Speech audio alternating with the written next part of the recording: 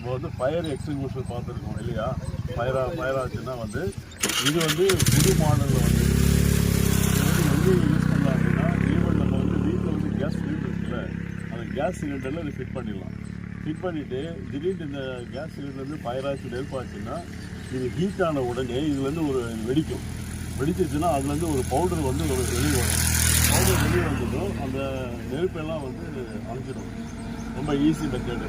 இது வந்து புதுசாக வந்து எக்ஸ்டிங்விஷர் அந்த இடத்துலையே கூட இதை நம்ம பயன்படுத்தலாம். இப்போ ஒரு இடத்துல ஃபயர் ஆகிடுச்சு அப்படின்னும் போது இது அந்த இடத்துல பால் டைப்பில் இருக்கும் ஒன்று, அது இல்லாமல் இதுவும் இருக்குது.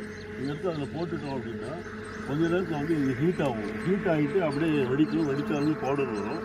அந்த பவுடர் வந்துச்சு அப்படின்னாக்கா உடனே அந்த நெருப்பெல்லாம் வந்து அணைச்சிடும். நீ ஓடி போய் எக்ஸ்டிங்விஷர் எடுத்துகிட்டு வந்து அதை ஆன் பண்ணி செய்யணும் அப்படின்ற அவசியமே கிடையாது.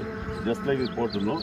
இது சிலிண்டரில் ஃபிட் பண்ணுறது ப்ளஸ் காரில் ஃபிட் பண்ணுறது, எங்கெங்கே வந்து ஃபயர் ஆகிறதுக்கு சான்சஸ் இருக்கோ அந்த இடத்துல எல்லாமே நம்ம ஃபிட் பண்ணுறது. இப்போ வந்து எக்ஸாம்பிளுக்கு நம்ம இது வந்து செஞ்சு காமிக்கிறோம். ஓகேவா? இது வந்து எல்லாம் வந்து நட்டு போல்ட்டு எல்லாம் போட்டு வந்து வெளியில் எடுக்கிறோம். எல்லாம் வெளியில் எடுக்கிறோம். இது வந்து சிலிண்டர் ஃபிட் பண்ணுறது. ஓகே, இப்போ வந்து இங்கே வந்து ஃபயர் பண்ண போகிறோம். ஃபயர் பண்ணிவிட்டு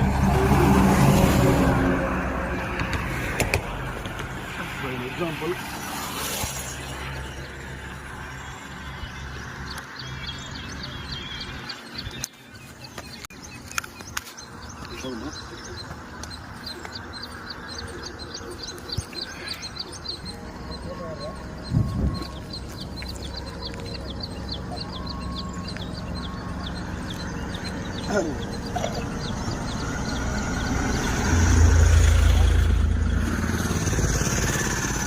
அது மேலே வச்சுருங்க.